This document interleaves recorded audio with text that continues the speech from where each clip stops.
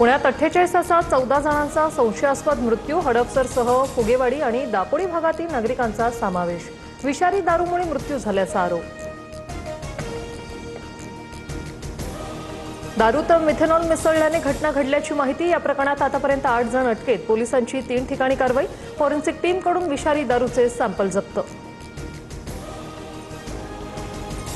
मुख्यमंत्री फडणवीसांकडून पुण्यातील विषारी दारूमुळे झालेल्या मृत्यू प्रकरणाची दखल। घटनेच्या मुळापर्यंत जाणार, कठोर कारवाई करा, फडणवीसांचं आश्वासन।